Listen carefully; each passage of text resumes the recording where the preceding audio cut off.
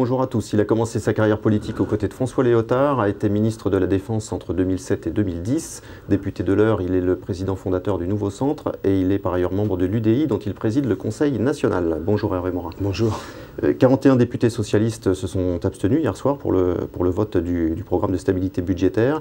Est-ce qu'une nouvelle majorité s'est dessinée hier à l'Assemblée ? Non, il n'y a pas de nouvelle majorité. Il y a des parlementaires socialistes qui sont encore sur un schéma ancien. D'ailleurs, dont on ne comprend pas la cohérence. On voit bien que notre système est complètement à bout de souffle. D'un côté, vous avez une économie qui n'est plus capable d'exprimer son potentiel, qui a tellement été plombée qu'elle n'est plus capable de faire de la croissance, donc créer de la richesse.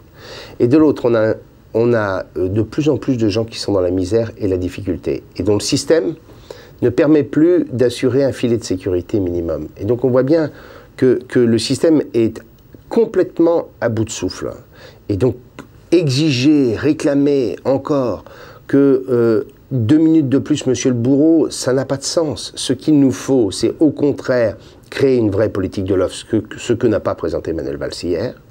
Et par ailleurs, bien entendu, ensuite, parce qu'on aura créé la richesse, remettre notre système de solidarité à plat, mais permettant à chacune et à chacun d'avoir un minimum, j'allais dire, pour vivre. Voilà. Vous-même, vous vous êtes abstenu hier en expliquant que c'était un vote pour vous féliciter du changement de logiciel des socialistes. Ce changement de logiciel, ça veut dire que vous croyez au tournant libéral du gouvernement aujourd'hui ? C'est la première fois dans l'histoire de la Ve République que le Parti socialiste considère que les dépenses publiques et les prélèvements obligatoires, ce n'est pas la clé face à des déficits, à l'endettement ou face à des difficultés économiques.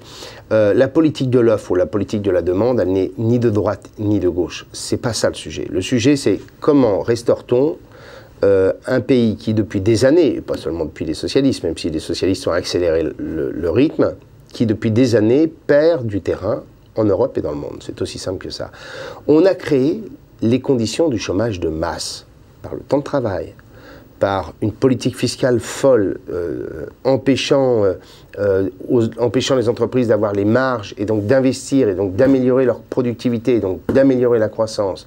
On a rigidifié le marché du travail à un tel point qu'aujourd'hui, 80% des embauches sont sur des CDD de moins d'un mois. On a une politique de formation qui ne s'adresse pas à ceux qui en ont le plus besoin. Et tout cela nous a amené à ce que ceux qui sont les moins qualifiés et les moins productifs sont sur le bord de la route. Et qu'est-ce qu'il y a de plus déstructurant pour une société que le chômage de masse? Il n'y a rien. Donc c'est ça qu'il faut combattre. Donc ce que vous percevez, ce que vous appelez le changement de logiciel, c'est une politique qui va dans le bon sens à vos yeux. Pourquoi ne pas avoir voté pour ce programme? Parce qu'il n'y a pas les éléments que je viens d'évoquer. Rien sur le temps de travail, rien sur la flexibilité du marché du travail, peu de choses sur la restauration des marges et une politique fiscale en faveur de l'investissement et la prise de risque. Donc il y a des mesures traditionnelles de baisse des cotisations sociales, comme on en fait depuis des années. Il y en a besoin. Mais ça ne suffit pas pour faire une politique de l'offre. Qu'est-ce qu'on fait pour le système éducatif, qui produit 150 000 personnes sur le bord de la route chaque année? Donc vous attendez maintenant Manuel Valls sur ces sujets. Est-ce qu'il peut compter sur les centristes si sa politique va dans le sens que vous évoquez? Nous, au cas par cas, nous n'avons jamais considéré que le réflexe pavlovien de l'opposition devait être la règle d'or. Donc en clair, s'il y a des bonnes choses, on les votera. Voilà. Aussi simple que ça. Et la nouvelle tonalité... Mais ne croyez pas que nous allons être la roue de secours d'une majorité en perdition. Oui, mais j'allais y venir. La nouvelle tonalité du gouvernement, de la politique gouvernementale, vous donne-t-elle des regrets? Est-ce que vous pourriez aujourd'hui participer au gouvernement de Manuel Valls compte tenu de la politique qu'il a tracée? Vous m'avez regardé? Bah oui, je vous regarde. Oui, voilà. Voilà. Changeons de sujet, Hervé Morin. Depuis quelques jours, Alstom fait l'actualité. Le gouvernement a-t-il raison de s'impliquer autant dans ce dossier? Est-ce que le gouvernement est légitime? Oui. Est-ce que l'État est légitime? Oui. Est-ce que la politique est légitime à s'intéresser à un grand groupe industriel, à l'avenir d'un grand groupe industriel? Oui. Est-ce que par nature, l'offre européenne doit être préférée à l'offre américaine? Je réponds non. À offre égale, oui. Quand deux offres sont inégales, il n'y a pas de raison de considérer que d'office une offre américaine est forcément Satan. J'ajoute que derrière ça, on oublie General Electric. C'est un grand groupe industriel qui a d'immenses partenaires en France, dont un, vous avez évoqué que j'ai été ministre de la Défense. Si nous avons vendu un moteur autant dans le monde, par milliers d'exemplaires, qui s'appelle le CFM56, c'est parce que Safran, grand groupe français industriel de défense, a passé un accord avec General Electric. Ouais, donc General Electric... référence au partenariat historique entre Snecma voilà, et General Electric. Enfin, qui s'appelle Safran aujourd'hui.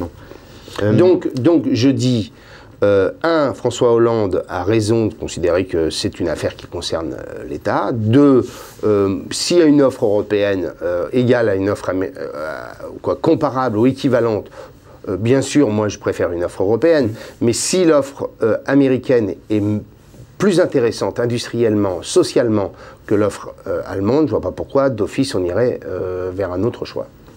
Dans un mois, un peu moins d'un mois maintenant, auront lieu... J'ajoute un élément, c'est que l'idée selon laquelle, par nature, il y aurait des Airbus européens à créer sur tous les sujets, c'est pas comme ça qu'on va les faire. C'est pas dans la crise et c'est pas dans l'urgence. Ça demande du temps, ça c'est clair. Ça demande du temps. Je l'ai vu, moi, sur les questions de défense, parce que c'est un vrai sujet, et ça passe par des politiques amont. Et on revient à la question des élections européennes. C'est parce que vous avez mené des politiques de recherche et développement européennes.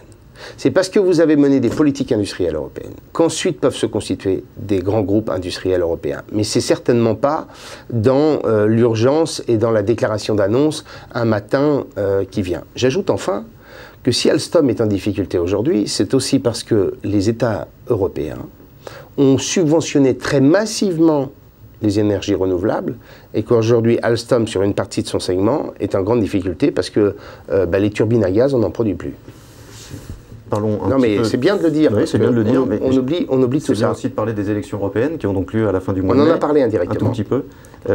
On a entendu des sons de cloche assez différents au sein de l'UMP qui brouillent totalement la ligne européenne de ce parti. Est-ce que ça vous inquiète quand vous voyez les prises de position d'un Laurent Wauquiez, d'une Rachida Dati qui sont à 1000 lieues de prises de position centristes sur le sujet de l'Europe?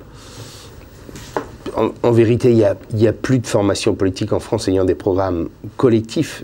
Derrière tout ça, il y a toute la question de l'élection présidentielle qui corrode la démocratie française. C'est qu'on a des écuries qui ont un fanion commun.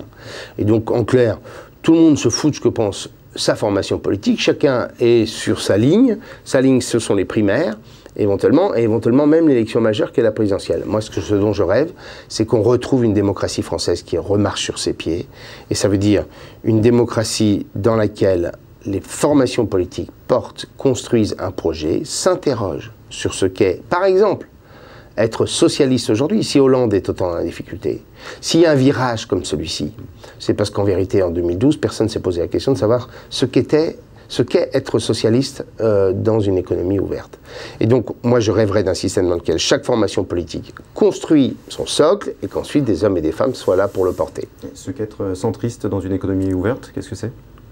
C'est de dire aux Français que nous ne sommes pas seulement en crise, mais que nous sommes en train de changer de monde, et que ce changement de monde nous impose de changer de logiciel. Merci beaucoup, Hervé Morin. À bientôt.